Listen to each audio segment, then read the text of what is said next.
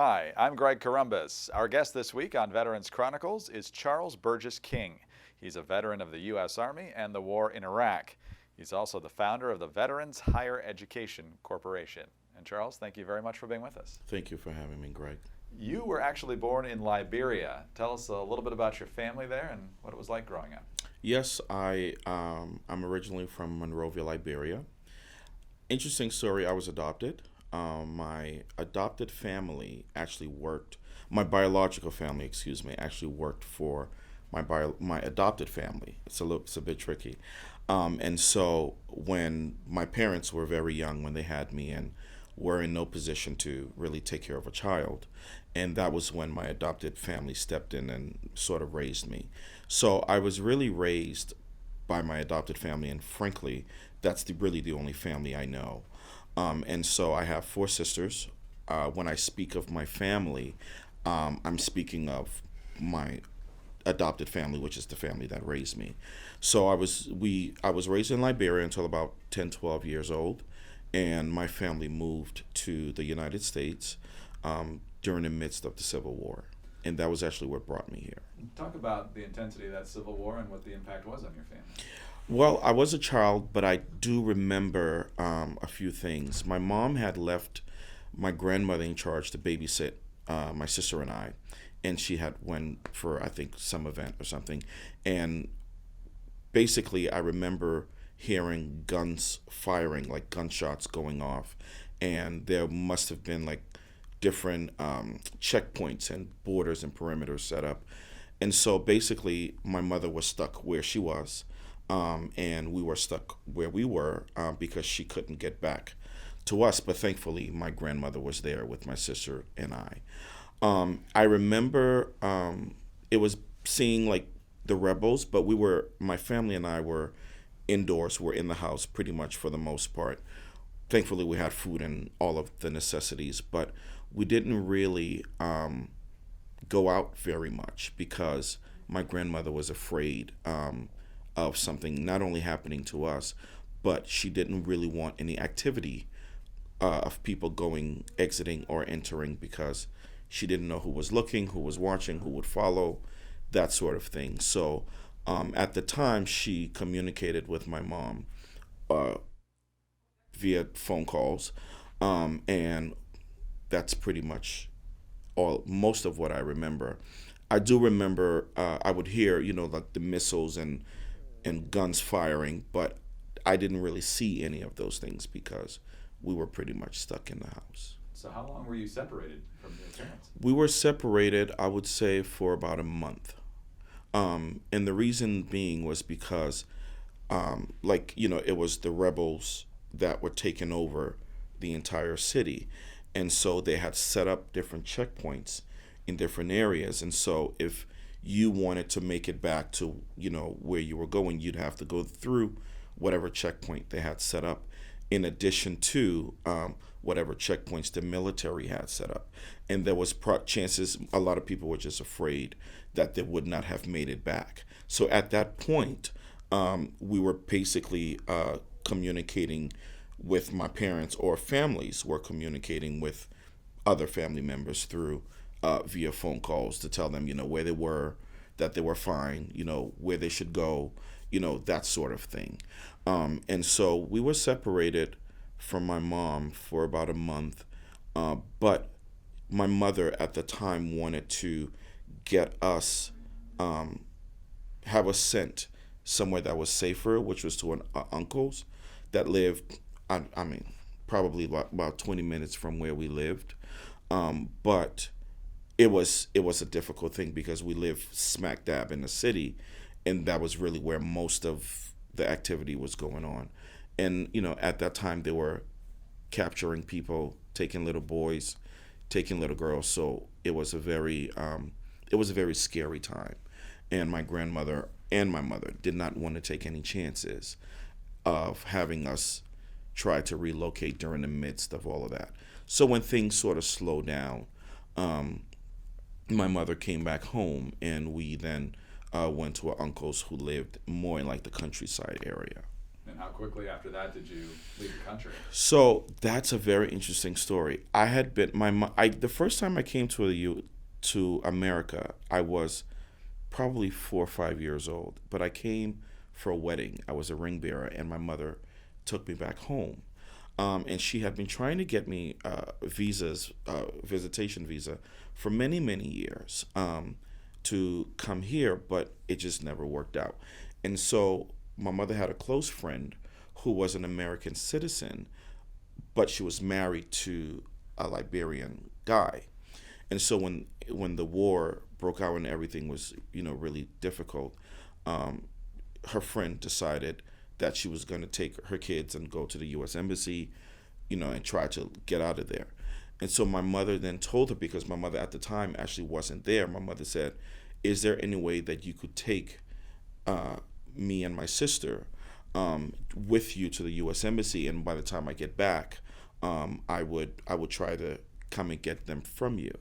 And so her friend ends up taking my sister and I, and she was with her husband and her kids, and we went to the U.S. Embassy. And actually, once she told them that she was an American citizen and she had her passport, and these are my kids, these are my family, they pretty much just like rushed us through the gate through the U.S. Embassy. And she called my mom, or she was able to get in touch with my mother, and told her that we had been they had us in the embassy. And she said, but hey, I'm planning on going back to the States. My oldest sister lived in the States at the time. And so she said, I think it would be a wise idea for all of us to just go along, so that way the kids are fine. You don't have to worry as much. And so, as fate would have it, that was literally how we came to the United States, because we were technically all of her kids. So we left from the U.S. Embassy in Liberia. We were airlifted to Ghana, caught a flight to the Ivory Coast. We were in the Ivory Coast maybe for a couple of weeks. Left from there, caught a connecting flight through Senegal, and actually landed at Dulles Airport. Wow. And I had a sister at the time who lived in Fairfax. And so my mother had gotten in touch with her and say, your brother and your sisters are coming, so meet them at the airport, that sort of thing. And so that was actually how we came to the United States. It's an amazing story. So eventually you get to Massachusetts. Yes. And that's where you graduated high school. Yes. And then it's shortly after that you decide to join the Army. Yes. What went into that decision? Well, truthfully speaking, I've always been a studious kid. I always knew I wanted to go to school and study. And at the time, I remember my sister telling me that they may not be able to afford paying for my tuition. But I honestly, I didn't really know what that meant. So even though they had the whole conversation with me, I was still submitting college applications as if, everything was just going to work out in the end. And so I remember thinking to myself, Charles, you want to go to school, and you're going to go to school, but, you find something else to do besides like partying, et cetera, et cetera. And so I said, well, I'm going to join the National Guard. I will say it was a big push from my family for financial reasons. But at the time, I remember feeling as though I had no interest or any desire to join the military, because in my mind, I thought it meant to join. To join meant to go to war. And that's not what I wanted to do. And so I said, well, I'll join the National Guard because it's 1 week in a month, 2 weeks in the summer. I'm not really going anywhere. I get to go to school and I get to do this, and they'll pay for tuition and all that stuff. So at the time I thought, okay, you have a plan. So I graduated from high school, went off to basic training, came back actually the day before Thanksgiving, started spring semester at Dean College in Massachusetts. In January, my unit was mobilized in February to go to Iraq. I think this was probably about 2001 or 2002, because 9/11 happened in 2001, so it was around 2002. And so my unit was mobilized in February, and I was scared. I was I was scared because I didn't know what I was up against. I had just finished basic training, just got into school. I'm thinking, life is going to be all school, and I have the 1 week, 1 week in a month, 2 weeks in the summer obligation, and so I get military orders saying that as of such and such date, you're no longer in school and you have to report to this unit.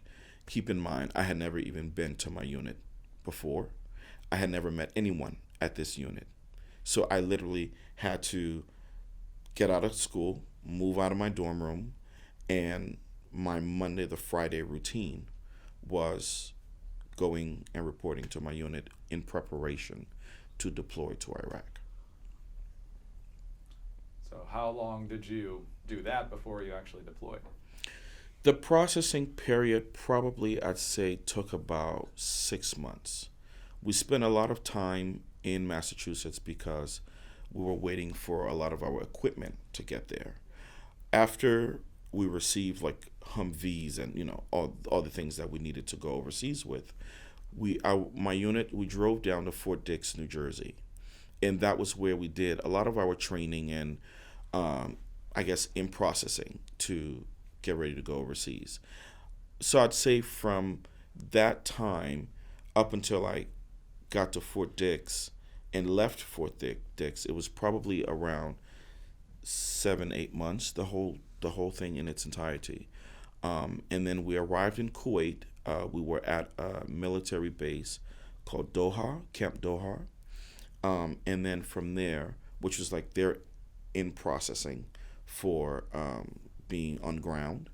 And then from there, my unit went up to Iraq. Charles, let's pause right there. We'll pick Sure. up your story when we come right back on Veterans Chronicles. Welcome back to Veterans Chronicles. I'm Greg Columbus, honored to be joined in studio today by Charles Burgess King, veteran of the U.S. Army and the war in Iraq. He's also the founder of the Veterans Higher Education Corporation, which we'll talk about a little bit later. So, Charles, when we left off, we were talking about suddenly being forced to leave school, joining your National Guard unit, and then eventually heading to the Middle East. So, when we left off, you were in Kuwait, and when was that? Oh, I remember we arrived during the summer. I know because it was really hot. It must have been sometime around June, July. I don't remember exactly what month it was, but I remember it was summer because it was excruciatingly, it was dry and hot heat. And there were a lot of units actually that, were being deployed to Iraq, but Camp Doha was basically where they went to wait until their equipment arrived and caught up with them, and then, then convoyed up to Iraq, wherever they may have been assigned to go. And so where did your unit go in Iraq? My unit went to air base called Talil Air Base in Iraq. It was an Air Force base, but they had Army units as well as civilian contractors that were on the base as well. So that's where we were. And what were your responsibilities? So my MOS was admin. So I basically did administrative work. But when we got there, we actually didn't technically start doing our jobs because we were trying to set up shop. First of all, a lot of us were processing the fact that we're now like in this country where, at least for me, I had only seen or imagined on a map. I never imagined that I would be standing in Iraq at some days where it would be, 100 degrees, some days would be like 115. So when we got there, we were just trying to really set up shop. I'll give you an example. We have found a few abandoned buildings that we ended up turning into like office spaces. Thankfully, a few of the guys in our units had like background in construction and building, so they helped build like extensions to these buildings for different offices. So that was where we ended up working out of. But we, on the flip side, we also there was this area that was pretty much, it was called Tent City, which was basically where we all went to like sleep. But it was these industrial sized tents. But they had just put them up, but no one was really living there. So as units were coming in, you pretty much just took over whatever area that was available for your unit.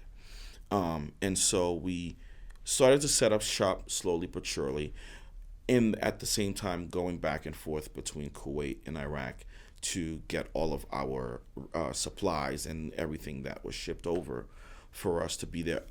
My unit's job basically was to support units below us because I was in a battalion. So we would get orders from headquarters, and we would pretty much pass it down to the lower ranking units to be executed. A couple different interesting things you worked on while you were there that I was Yes. interesting to learn about. First of all, just basic hygiene and sanitation was a major concern. It was when we got to Iraq, there was nothing there.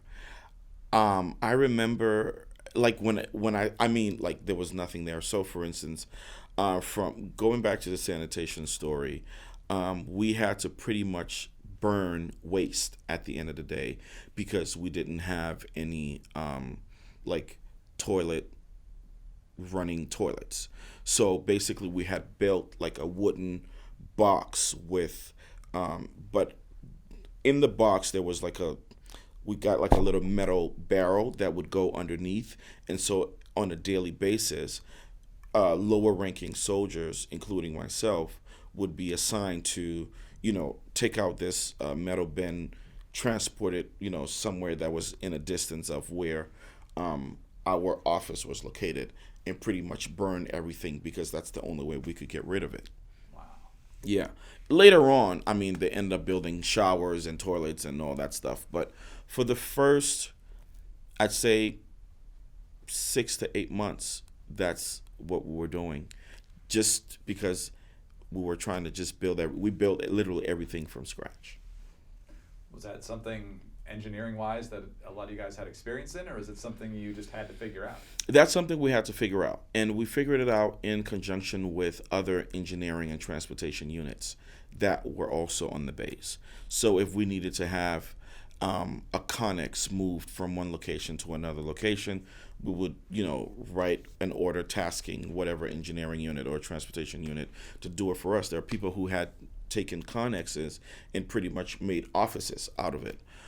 So we pretty much just improvised for the first year. I'd say it was all improv. Everybody was just trying to figure out, their little space, whether it was at work or it was in Tent City where they were trying to figure out their little space in a tent, build a little shelf to put things on, and sort of get some sort of structure going. Amazing American ingenuity. We see it in Yeah. every generation Yeah. of American troops, and it's fascinating. Charles, we'll take one more break here. We'll come back with the rest of your story on Sure Veterans thing. Chronicles. This is Veterans Chronicles. I'm Greg Columbus, honored to be joined in studio today by U.S. Army veteran and Iraq War veteran Charles Burgess King. He's also the founder of the Veterans Higher Education Corporation, and we'll get to that a little bit later in this conversation. And Charles, we were talking about the ingenuity that you and your unit and other units you collaborated with dealt with in terms of hygiene and sanitation. There's also an interesting story that you made us aware of about the idea of rest stops Right. in Iraq, as the troops were obviously shuttling personnel and machinery all sorts of places around the country. Talk about how you noticed this need and eventually acted on it. So actually, it came from my own personal experience. When every time we drove to and from Iraq, in the very beginning stages of us getting there, thankfully I was never assigned to drive. I was always just I was just in the back of one of the Humvees. And truthfully, there were moments. It was probably about a 4 or 5 hour drive. Truthfully, there were times where I fell asleep. I wasn't supposed to, um, but because it was hot, we were tired, and we had this long drive that we were embarking on.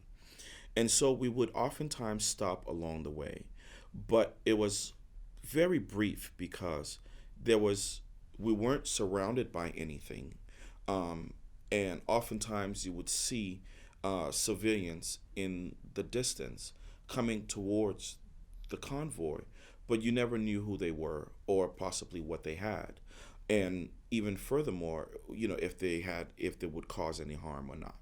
So oftentimes when we stopped, it was really just for folks to you know pee or drink water, some stuff like that.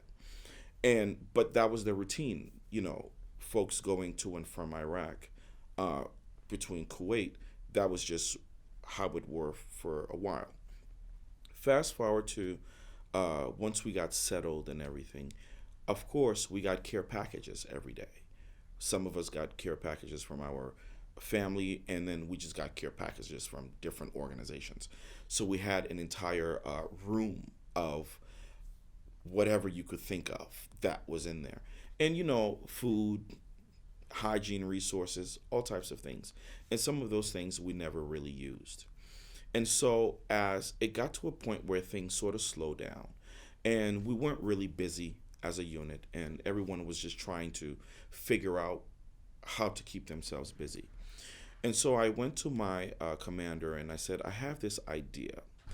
If we could create like this, like take a Connext, put it on like somewhere on the road, and sort of take a lot of the things we had been accumulating from the care packages, so that way if there's a convoy going along the way, they can stop, and if they needed water, a muffin, whatever they needed, we would have it. Just to create this rest stop. And at first he was like, okay, I see where you're going, but how are we gonna actually, like manufacture this thing and like walk me through it, and who's gonna manage it?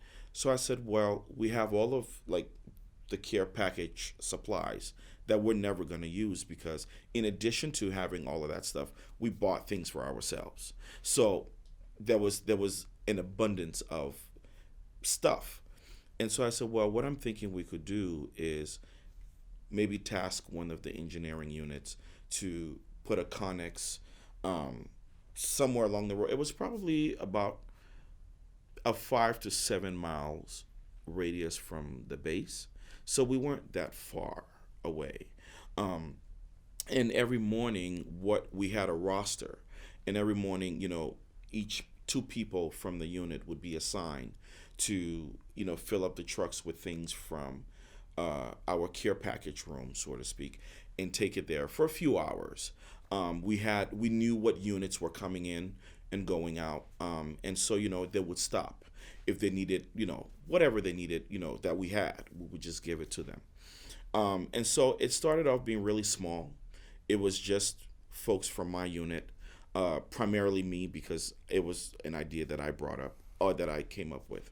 And so, we did it I think a few days a week. And then as we were getting more, like care package supplies, we would take more things out, but then we noticed that a lot of people would stop along the way. They would grab whatever they needed, and continue with their journey.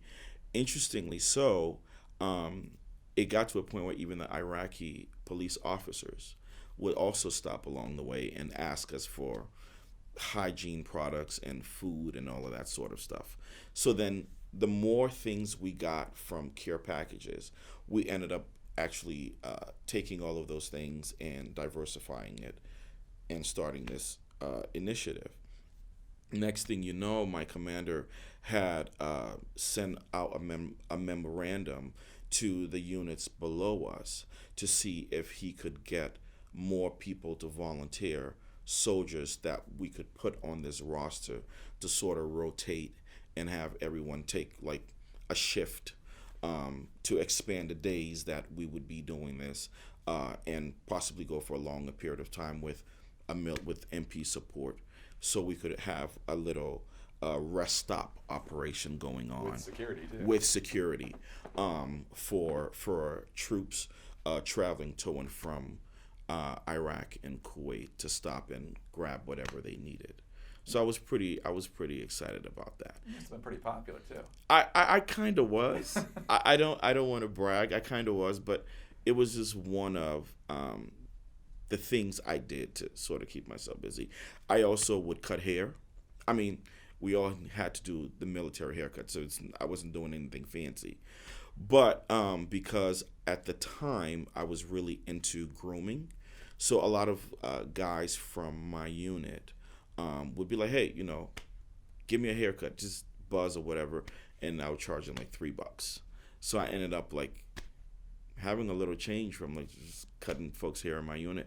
But the rest stop idea was actually really fun because it also gave us an opportunity to go off base, and it gave us an opportunity to meet civilians, and they got to meet us. And sometimes they would stay and we would just talk and chat. I met a physicist that was 21 years old, and it was a great opportunity. I enjoyed the exposure of getting to meet folks that I know I would have never met or crossed paths with ever in my life had that opportunity not came about. A great experience. Thank you. So 2 years in Iraq, Yep. correct? Then you came back and you continued to pursue education, and then I want you to talk about that, but also the combination of Yeah. military service and education. So explain how this all unfolded. So it's interesting. I will say the large portion. It took me a while to really get sifted into the reality that I was in Iraq for an indefinite period of time. And the reason why I say that is because we kept getting dates of when we would come back to the States, but it always changed. So at some point, I stopped believing, and I didn't really know when I was going to come back. I actually never took leave because I was afraid that if I come back, I would get so used to the comforts of life that it would be difficult to go back. So I never took any leave. In my mind, I'm thinking just stay here and just bulldoze through the time you're supposed to be here, and then when you leave, you leave. So, but back to your point about education. When we came back from Iraq, I decided to get back into school. And so I went back to Dean College, and of course, they knew my reasons for why I left to begin with.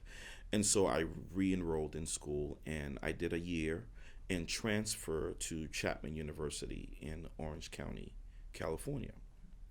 I used my GI Bill during my undergraduate studies, and alongside like some academic scholarships I had received. So I studied at Chapman University. I majored in film and finance. Graduated, took on a job at Sony Pictures, and later went to work for Morgan Freeman's film production company in Santa Monica. During the midst of that experience, I decided to go back to graduate school. At the time, I wanted to go to UCLA.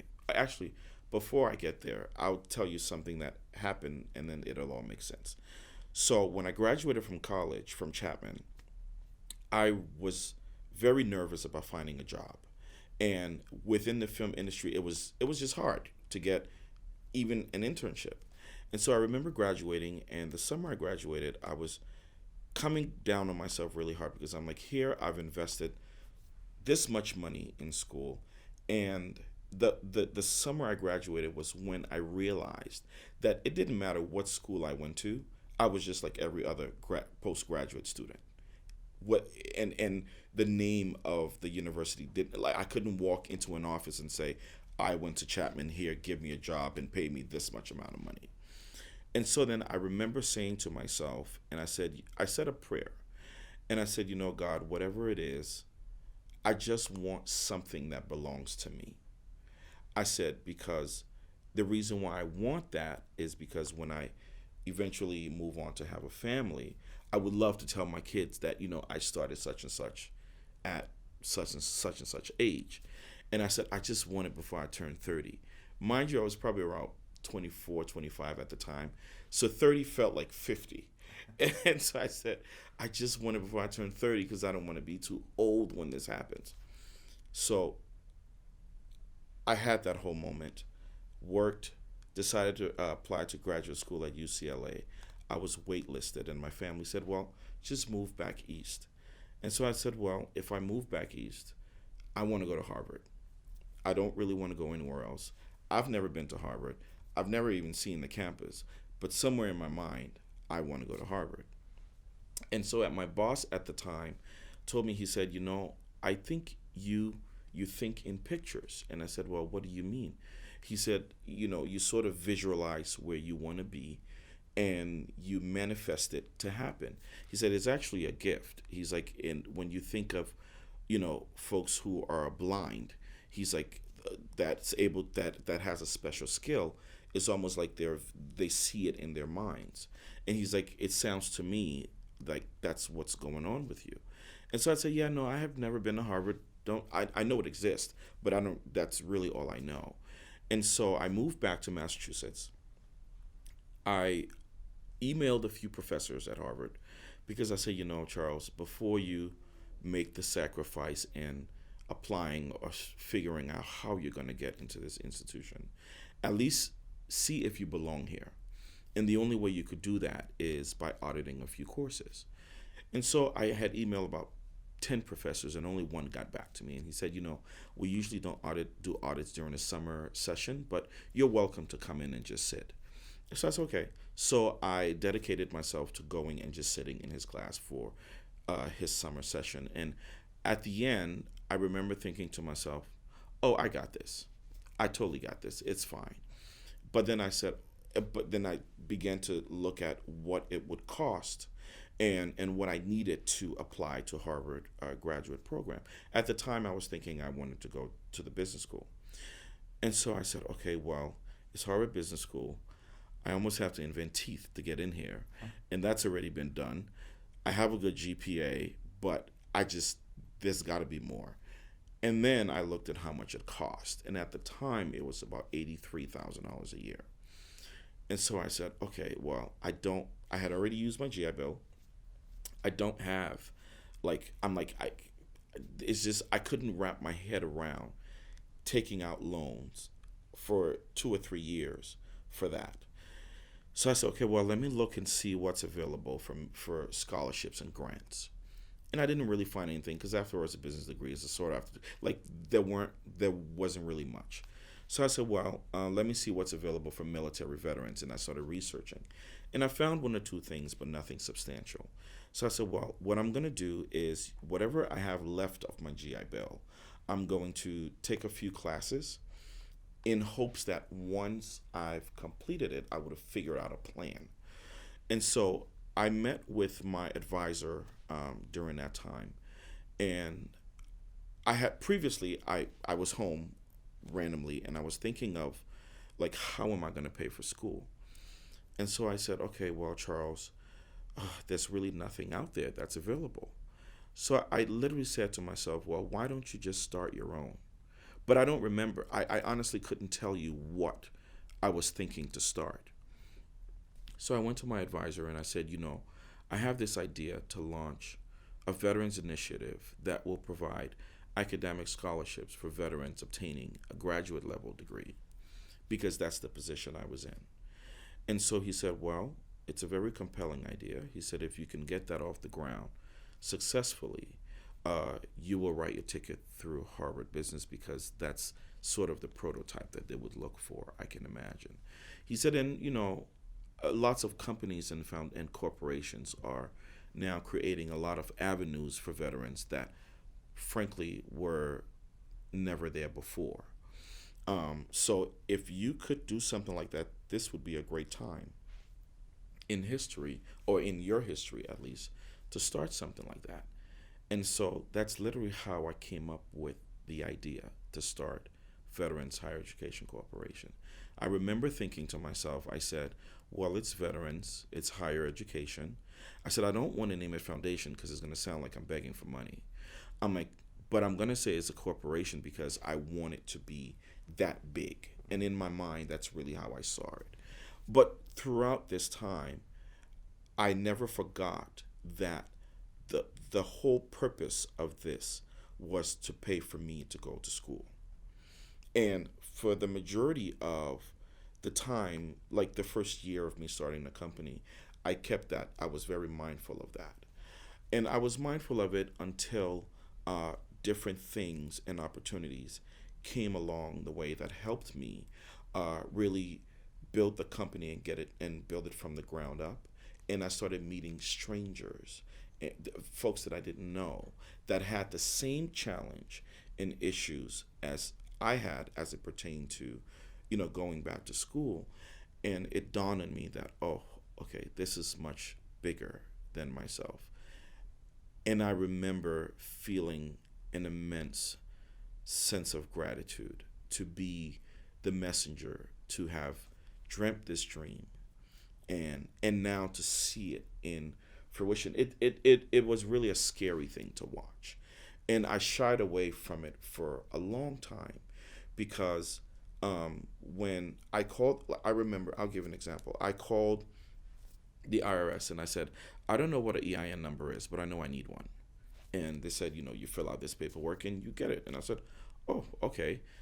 Called, I think, the Attorney General's office in Massachusetts, and I said, well, I need to have this thing incorporated. Well, you fill this paperwork out, you pay this fee, and poof, you have it. And I thought, oh. And then next thing you know, I'm like, you're telling me I have an incorporation? You're telling me I have my own number? And then I started to process it. In the midst of that, of all of that, I took on a job in retail because I needed to pay for some of these things. As fate would have it, I met a wonderful gentleman who was a IP lawyer at Wilmer Hill. I had no idea who Wilmer Hill was. And then he comes and after a few conversations, he's like, I really love this idea. I would love to pitch it to our pro bono committee to see if we can represent you and help you launch this initiative from the ground up. And that's literally when I would say Veterans Higher Education was born, because they helped me get it recognized on a federal and a state level. My 501c took 8 months to get, which I heard was unheard of from colleagues who had started nonprofit initiatives, because they said it just took them forever to get through that process. I went to Bank of America to open a bank account because it didn't dawn on me that I needed a business account. And was paying for everything through my personal checking. And I'm sitting in front of one of their marketing directors, and he's reading through all of this supporting materials that I brought with me. And he, at the end, tells me, I would love to pass on your information to one of our higher-ups, because this is a very compelling idea and story to help veterans. He's like, I never thought about the graduate level. I never thought, he's like, I don't know much about veterans, but I never thought about the graduate level. Everyone thinks about the undergraduate level. And this was probably 4 or 5 years ago. And 4 or 5 years ago, I told him, I said, master's and graduate degree is now bachelor's degree. Like, bachelor's degree isn't really getting, it's replaced, So that's how Bank of America ended up coming on. So the whole journey of launching this initiative, what is most touching to me is the fact that it feels as though I never had to sell the idea. I never had to push it.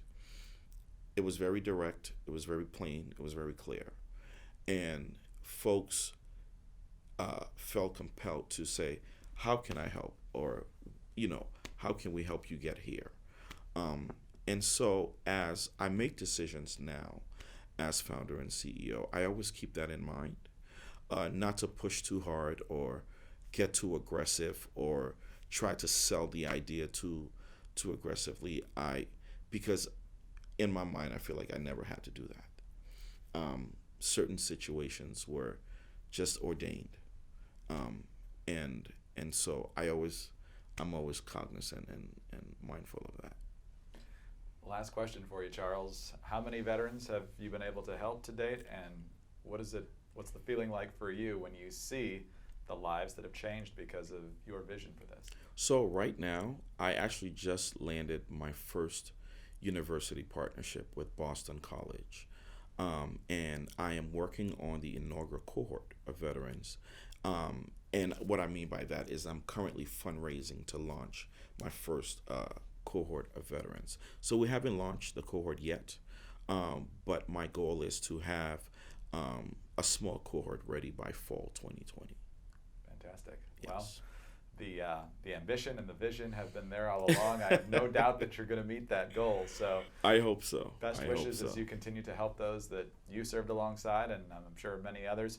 And thank you for your service to our country. Thank you. And thank you for your time with us today. Thank you very much for having me. Charles Burgess King, veteran of the U.S. Army, the war in Iraq as well, and he's the founder and CEO of the Veterans Higher Education Corporation. I'm Greg Columbus. This is Veterans Chronicles.